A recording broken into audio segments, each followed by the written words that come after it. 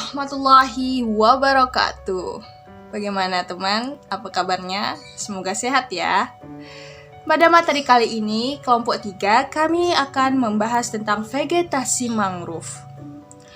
Nama kelompok yang pertama itu ada Adinda Olivia, yang kedua itu ada Megah Fitriana, yang ketiga Nur Aisyah. Kami dari Pendidikan Biologi, Fakultas Keguruan dan Ilmu Pendidikan, mata kuliah Ekologi Mangrove. Dosen pembimbing yaitu Erda Muhartati, MSI, SSI. Lanjut, sub materi yang akan kita bahas yaitu pengertian vegetasi mangrove, yang kedua adaptasi morfologi vegetasi mangrove, yang ketiga itu ada adaptasi anatomi vegetasi mangrove, yang keempat itu adaptasi fisiologi mangrove. Materi selanjutnya atau materi pertama, pengertian vegetasi mangrove akan dibahas oleh Nur Aisyah. Assalamualaikum warahmatullahi wabarakatuh. Hai teman-teman, bagaimana kabarnya? Semoga dimanapun kita berada dilindungi Allah Subhanahu wa Ta'ala. Baik, saya Nur Aisyah. Di sini saya akan membahas tentang materi pengertian vegetasi mangrove. Biar tidak memperpanjang waktu, langsung saja. Yang pertama itu adalah pengertian vegetasi. Teman-teman ada yang tahu apa itu vegetasi? Vegetasi merupakan kumpulan dari beberapa jenis tumbuhan yang hidup bersama-sama pada suatu tempat di mana antara individu-individu penyusunnya terdapat interaksi yang erat, baik di antara tumbuh-tumbuhan maupun dengan hewan-hewan yang hidup dalam vegetasi dan lingkungan tersebut. Dengan kata lain, vegetasi tidak hanya kumpulan dari individu-individu tumbuhan, melainkan membentuk satu kesatuan di mana individu-individunya terdapat atau tergantung satu sama lain yang disebut juga dengan komunitas tumbuh-tumbuhan. Menurut Marsono 1977, vegetasi merupakan kumpulan tumbuh-tumbuhan biasanya terdiri dari beberapa jenis yang hidup bersama-sama pada suatu tempat. Dalam mekanisme kehidupan bersama, terdapat interaksi yang erat, baik sesama individu penyusun vegetasi itu sendiri maupun dengan organisme lainnya, sehingga merupakan disebut atau suatu sistem yang hidup dan tumbuh serta dinamis. Selanjutnya, pengertian dari vegetasi mangrove. Vegetasi mangrove merupakan komunitas tumbuhan yang hidup di zona pasang surut di sepanjang garis pantai dan dipengaruhi oleh kualitas lingkungan. Hal ini bermakna bahwa pada suatu kawasan mangrove dihuni oleh berbagai spesies lain yang memiliki hubungan timbal balik atau saling berkaitan satu sama lain.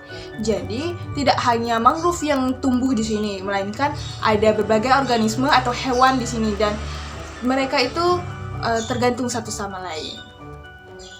Zona vegetasi mangrove nampaknya berkaitan erat dengan pasang surut. Tipe-tipe zona vegetasi mangrove ada 4. Yang pertama itu zona terbuka, mangrove tengah, mangrove payau, dan mangrove daratan. Yang bahas pertama itu adalah zona terbuka.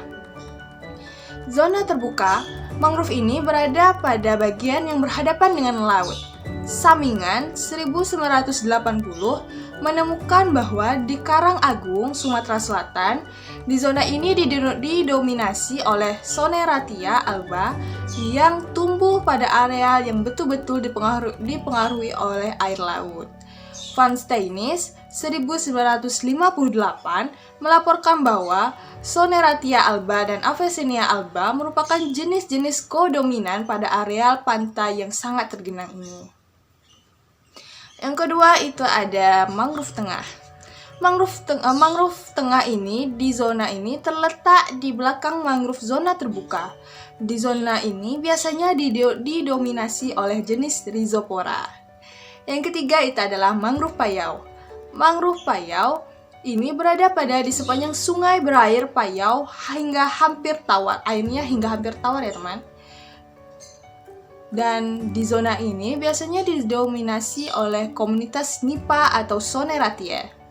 Di Karang Agung, komunitas Nipa fructicans terdapat pada jalur yang sempit di sepanjang sebagian besar sungai. Yang keempat itu adalah mangrove daratan. Mangrove daratan ini berada di zona perairan payau atau hampir tawar di belakang jalur hijau mangrove yang sebenarnya. Lanjut, morfologi vegetasi tumbuhan.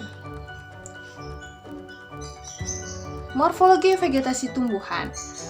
Ekosistem mangrove merupakan daerah pertemuan antara ekosistem laut dan ekosistem daratan yang mempunyai sifat fisika kimia yang bervariasi, sehingga memiliki karakteristik ekologi yang unik dan khas. Terdapat di sepanjang pantai atau muara sungai yang telah menyesuaikan diri dari terpaan ombak yang kuat dengan tingkat salinitas yang tinggi serta tanah yang senantiasa digenangi oleh air. Hutan pantai tersebut tumbuh di daerah tropis maupun subtropis. Setiap jenis tumbuhan memiliki kemampuan adaptasi yang berbeda-beda terhadap kondisi lingkungan seperti kondisi tanah, salinitas, temperatur, curah hujan, dan pasang surut. Tumbuhan mangrove mempunyai daya adaptasi yang khas sesuai dengan habitat yang dipengaruhi oleh pasang surut dan salinitas. Yang akan kita bahas adaptasi morfologi vegetasi tumbuhan itu, yang pertama adalah sistem perakaran. Mungkin teman-teman sudah paham dengan sistem perakaran atau pernah dengar. Baik, yang kita bahas lagi ya teman-teman, walaupun sudah paham. Yang pertama itu ada sistem perakaran. Substrat pada habitat mangrove akan menjadi anaerob tanpa udara pada saat tergenang air laut atau air lautnya pasang. Beberapa jenis mangrove mengembangkan sistem perakaran yang dinamakan akar udara untuk menghadapi kondisi tersebut. Akar tersebut disesuaikan dengan kondisi substrat anaerob. Ada beberapa tipe perakaran. Ada berapa teman? Ya benar, ada 7 sistem perakaran. Yang pertama itu ada akar pasak atau akar napas. Akar pasak berupa akar yang muncul dari sistem akar kabel dan memanjang keluar ke arah udara seperti pasak. Akar napas ini terdapat pada Avicennia alba, Psilocarpus mollucensis, dan Soneratia alba. Teman-teman bisa lihat gambar yang pertama di atas itu adalah gambar akar pasak atau akar napas. Yang kedua itu ada akar lutut.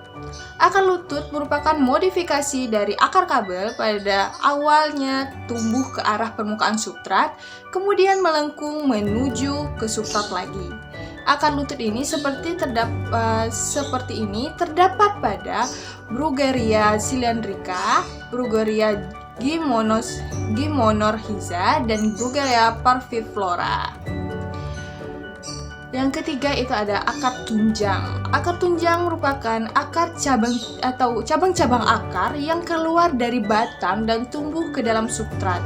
Akar ini terdapat pada Rhizopora apiculata, Rhizopora mucronata, dan Rhizopora psittolosa. Teman-teman bisa lihat mana akar lutut dan mana akar tunjang. Yang atas itu yang pertama itu adalah akar pasak, yang gambar kedua itu adalah akar lutut, dan yang ketiga itu adalah gambar akar tunjang.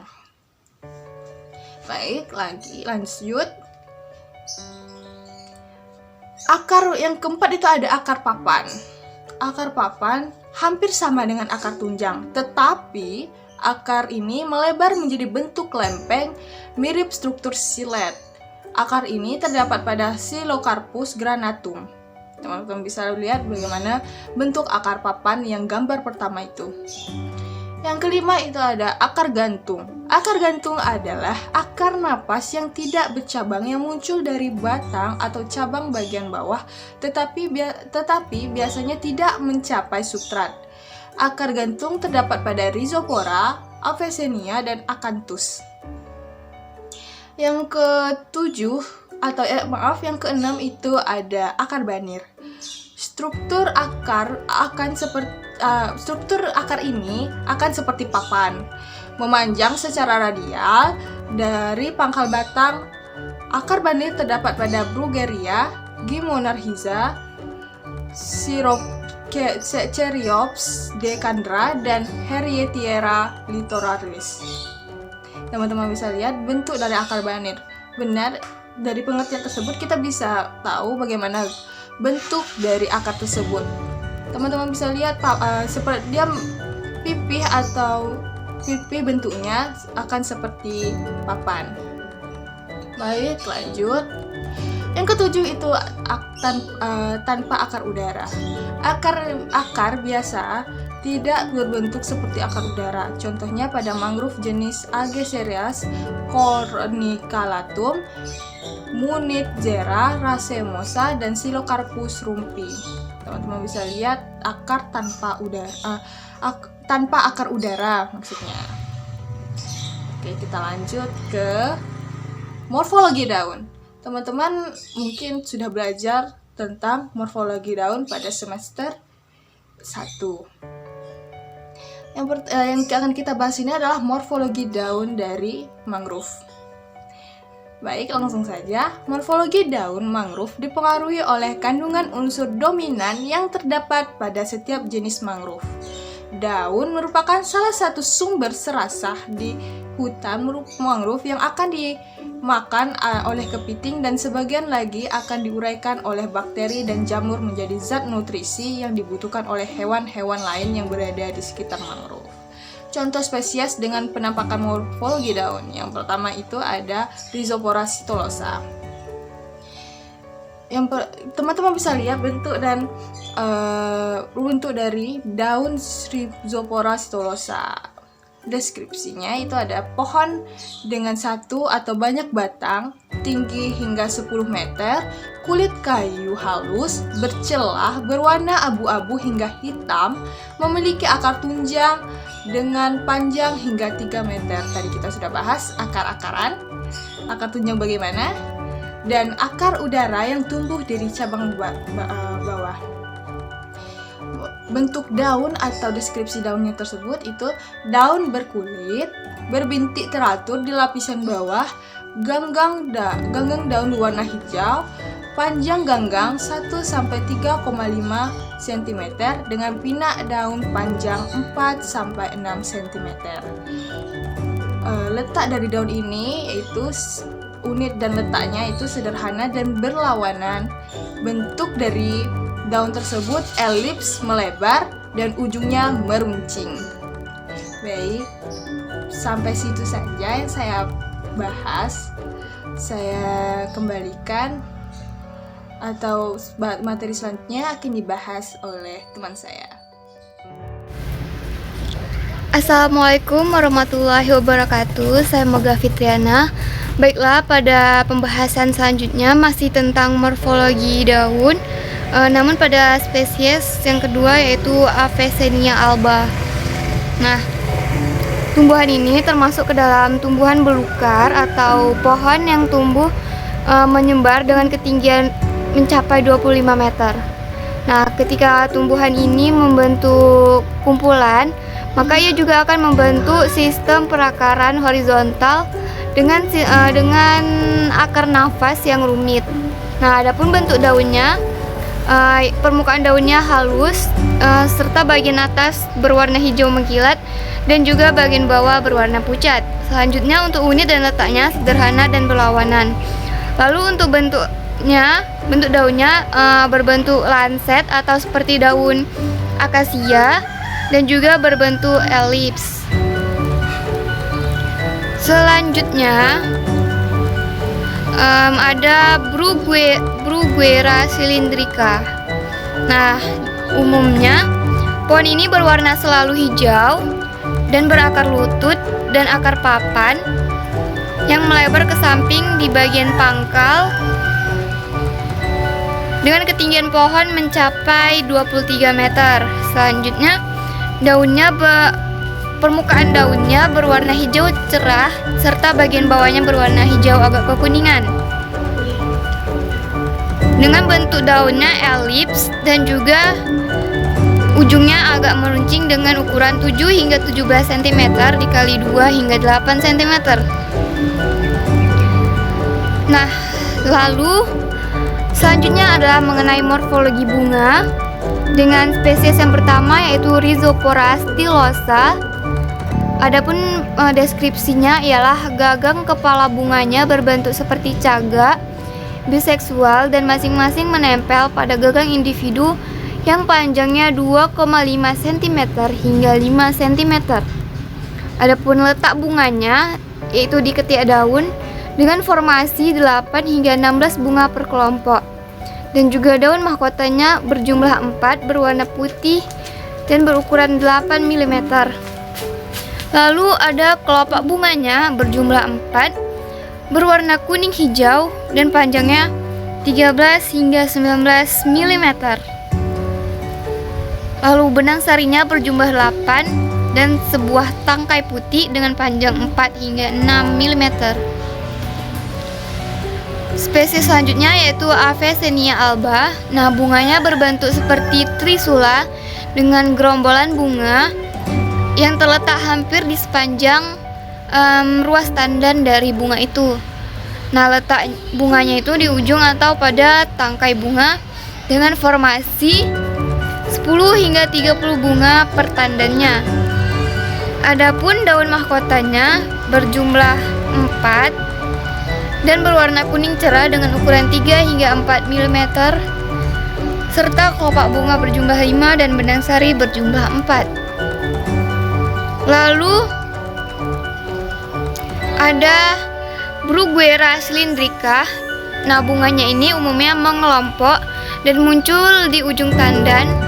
Letak dan formasinya di ujung atau ketiak tangkai atau tandan bunga dengan daun mahkota berwarna putih namun akan berubah menjadi coklat seiring bertambahnya usia dengan ukuran 3 hingga 4 mm. Adapun kelopak bunganya berjumlah 8 dengan berwarna hijau kekuningan dan bawahnya berbentuk seperti tabung. Nah, selanjutnya adalah morfologi bunga dengan ada beberapa spesies. Nah, yang pertama yaitu Rhizopora stylosa. Nah, selanjutnya ada morfologi buah. Dengan spesies yang pertama adalah Rhizopora stylosa. Nah, panjang buahnya ini 2,5 hingga 4 cm dan buahnya berbentuk seperti buah pir dan berwarna kecoklatan dan umumnya berisi 1 biji fertil di dalamnya. Nah, adapun ukuran hipokotilnya yaitu 20 hingga 35 cm, namun terkadang bisa mencapai 50 cm dengan diameter 1,5 hingga 2 cm. Selanjutnya adalah Avicennia alba. Nah, buahnya seringkali berbentuk kerucut atau ada juga yang mengatakan seperti cabai serta seperti buah jambu mente. Nah, warna buahnya ini hijau muda kekuningan dengan ukuran 4 dikali 2 cm. Lalu selanjutnya ada Bruguera cylindrica. Nah, seringkali disalahartikan sebagai buah karena berbentuk silindris memanjang. Namun juga sering berbentuk seperti kurva dengan warna hijau di dekat pangkal buah dan hijau keunguan di bagian ujung. Nah, adapun ukuran hipokotilnya adalah 8 hingga 15 cm dan diameter 5 hingga 10 mm. Selanjutnya adalah anatomi vegetasi mangrove. Nah, terdapat perbedaan baik secara morfologi dan juga anatomi pada tumbuhan mangrove yang bisa membedakan tumbuhan mangrove dengan tumbuhan daratan lainnya. Nah, yang pertama itu adalah bentuk tajuk dari pohon mangrove. Mungkin teman-teman sebagian masih terdengar asing dengan kata-kata tajuk. Nah, di dalam ilmu botani, tajuk ini merupakan seluruh bagian dari tumbuhan yang terletak di atas tanah dan menempel atau berada pada batang utama pohon tersebut. Nah, beberapa model tajuk pohon mangrove ini diperkenalkan oleh Hale pada tahun 1978. Nah, model yang pertama adalah model Atim. Nah, model ini merupakan pertumbuhan kontinu pada batang yang berlanjut pada dahan dan pada dahan struktur bunga menyamping Nah, model ATM ini di mana pertumbuhan batang dan cabang berlangsung kontinu dengan susunan bunga 43 lateral. Selanjutnya model yang kedua adalah model rauh. Nah, model ini dicirikan dengan pertumbuhan ritmik atau pertumbuhan reguler, percabangan tanpa diferensiasi, dan juga struktur atau susunan bunga yang berada pada posisi lateral. Nah, model ini ditemukan pada jenis Silocarpus. Model yang ketiga adalah model Aubreville. Nah, model ini ditemukan pada tumbuhan jenis Terminaria catapa yang dicirikan dengan pertumbuhan batang reguler, cabang keluar memanjang dari batang atau plagiat tropik, dan susunan bunga dengan posisi lateral. Nah, model-model ini umumnya terdapat pada mangrove palem atau Nympha fruticans, mangrove ferna atau Acrosticum, dan juga mangrove herba atau Acanthus.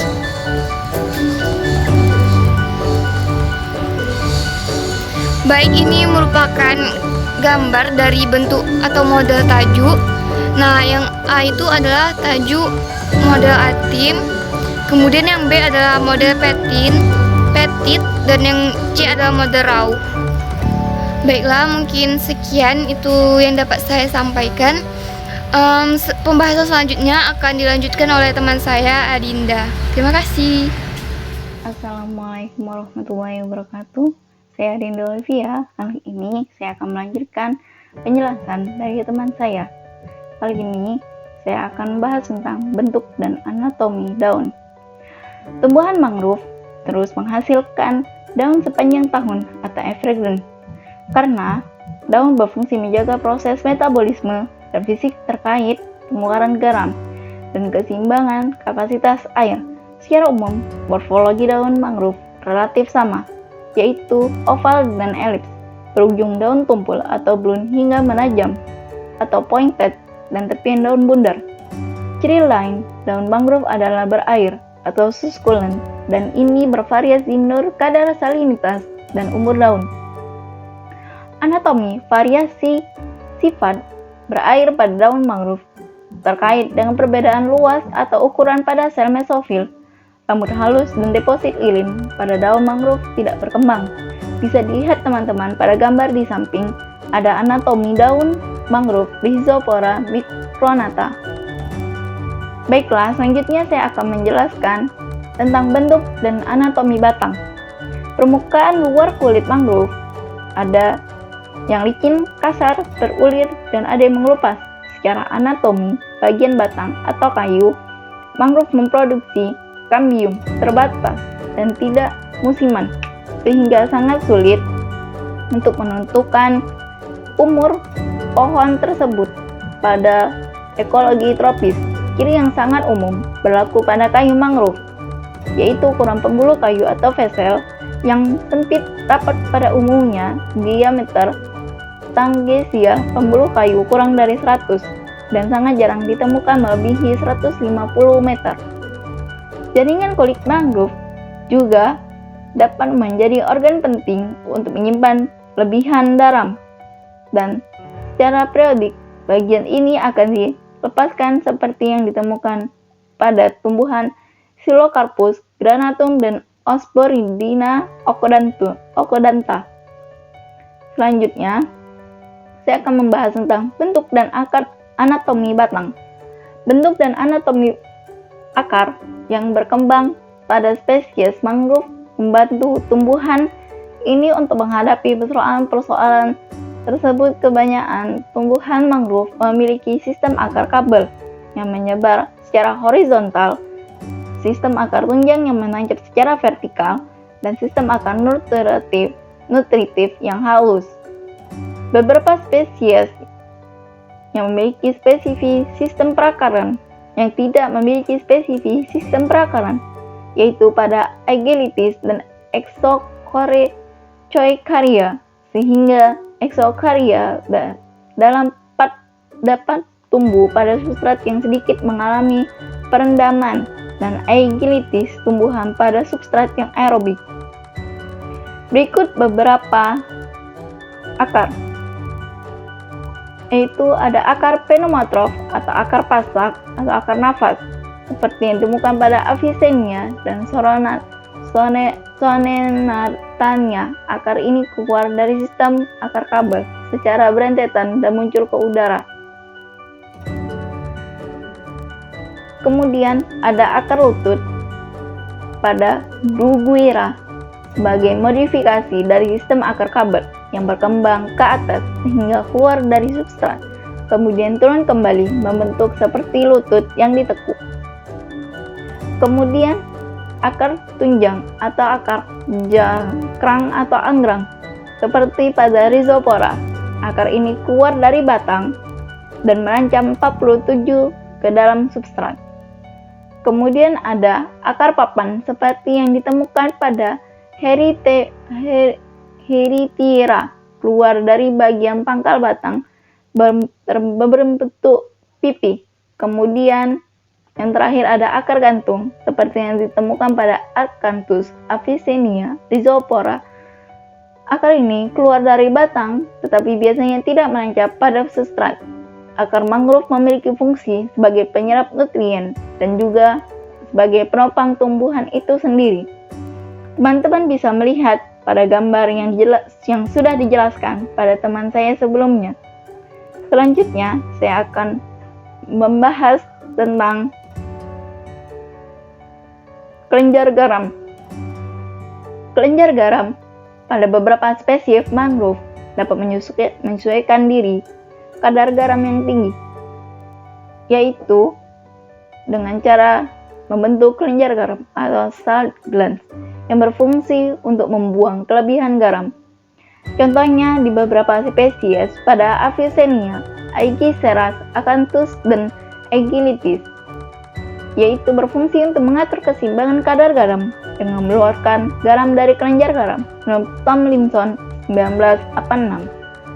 Kemudian ada beberapa jenis mangrove yang lainnya, yaitu seperti Rhizopora, Bruguiera, Sericops, Sorrentania, dan Luminicera, mengatur keseimbangan garam dengan cara menggugurkan daun tua yang berisi akumulasi garam atau dengan melakukan tekanan osmosis pada akar. Meskipun demikian, secara detail hal ini belum terungkap dengan jelas. Bisa dilihat teman-teman pada gambar ini merupakan yang A, perambang lintang kelenjar garam pada daun Limonium gemellini, yang secara relatif kelenjar terdiri dari 16 sel kelenjar, di mana pada simplas kontak via 4 sel mengumpul dengan sel mesofil mengandung kloroplast. Sel-sel kelenjar di permukaan daun tertutup oleh lapisan lilin. Terlihat yang berwarna hitam teman-teman, dan hanya terbuka pada tempat khusus, yaitu pori-pori P. Kemudian, pada gambar yang B merupakan diagram lintang dari rambut kandung kemih atau blender hair pada daun Atriplex spongiosa. C dan D merupakan Aegiceras corniculatum. E dan F merupakan Acanthus lixifolius, dan G dan H merupakan Avicennia maria, menurut Tomlinson 1986. Baiklah teman-teman, selanjutnya saya akan menjelaskan tentang fisiologi vegetatif mangrove. Vegetasi hutan mangrove menurut Tomlinson 1986 membagi flora mangrove menjadi 3 kelompok, yaitu flora mangrove mayor atau mangrove sebenarnya, flora mangrove minor, kemudian ada asosiasi mangrove. Adaptasi flora mangrove. Ada adaptasi terhadap konsentrasi garam yang tinggi.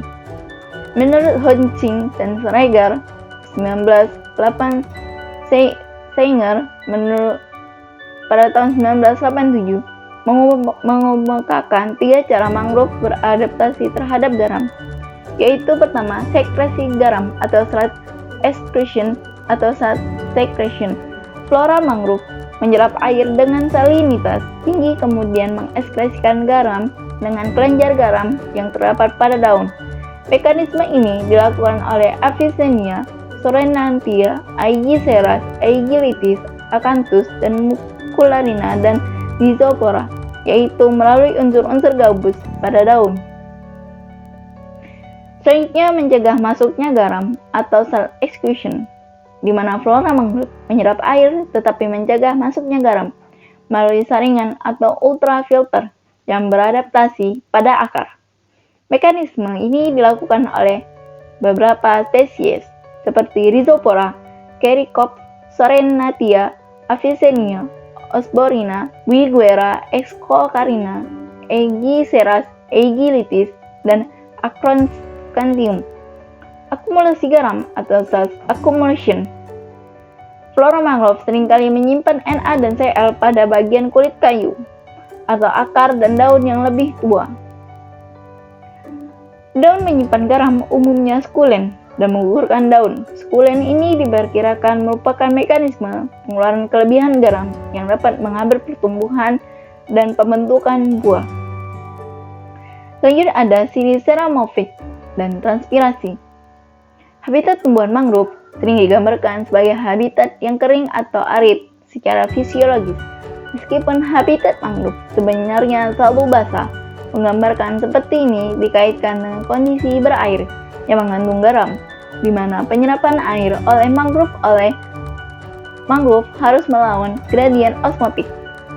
Tumbuhan mangrove memiliki ciri yang dikenal dengan istilah steromorphic, yaitu di mana menahan air dengan kadar garam yang rendah untuk tetap berada dalam organ tumbuhan. Ini daun mangrove memiliki beberapa karakteristik yang berkaitan dengan fungsi menahan atau menyimpan air dan kadar garam yang rendah. Laju transpirasi atau hilangnya uap air yang rendah pada tumbuhan mangrove berkaitan dengan adaptasi tumbuhan ini terhadap kondisi bergaram. Air disuplai ke daun dengan tekanan potensial hidrostatik yang sangat negatif dan jumlah air yang dibutuhkan cukup tinggi, mengingat perbedaan tekanan uap daun dan udara. Selanjutnya ada respon terhadap garam. Kenyataan bahwa tumbuhan mangrove dapat tumbuh dan beregenerasi di habitat yang bergaram dan mengindikasi bahwa tumbuhan ini dapat mengontrol penyerapan garam dan memiliki kemampuan untuk menjaga keseimbangan air pada tingkat yang dapat diterima secara fisiologis. Kebanyakan tumbuhan mangrove menyerap ion natrium dan klorid. Terdapat 3 mekanisme yang ditemukan pada tumbuhan mangrove dalam kaitannya respon terhadap lingkungan yang mengandung garam. Tumbuhan garam dapat dikelompokkan memiliki kelenjar garam atau salt gland pada daun yang berfungsi untuk mengeluarkan garam.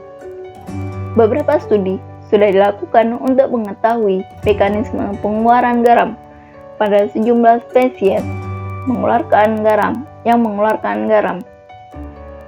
Secara umum, konsentrasi ion-ion anorganik yang tinggi diperlukan oleh halofita di dalam mengatur potensi osmotik antar sel agar lebih rendah dari potensi dalam tanah. Hal ini merupakan kebutuhan minimum untuk mengatur keseimbangan air positif. Menurut Fowler et al. 1977, enzim di dalam sel tumbuhan halofita pada tumbuhan dihambat oleh konsentrasi garam NaCl yang tinggi, sehingga seolah-olah hampir sebagian besar NaCl pada jaringan mangrove terbagi dalam sel vakuola. Beberapa mekanisme penting dalam pengaturan keseimbangan garam pada mangrove yang meliputi kapasitas akar untuk melawan NaCl yang berbeda. Kemudian, pemilihan kelenjar khas sekresi untuk melawan NaCl yang berbeda jenis pada daunnya. Kemudian, akumulasi garam pada berbagai bagian tumbuhan dan hilangnya garam ketika daun dan bagian tumbuhan lainnya gugur. Menurut Cloud et al. 1982. Selanjutnya, karena di kawasan hutan mangrove ini dengan rutin selalu digenangi oleh air laut, maka lingkungan air dan tanah hutan mangrove sifatnya saling serta tanahnya jenuh air. Vegetasi yang hidup pada lingkungan salin, baik lingkungan kering atau basah, dikenal dengan namanya halophyta atau halophytic. Baiklah teman-teman, sekian pemaparan dari saya. Assalamualaikum warahmatullahi wabarakatuh.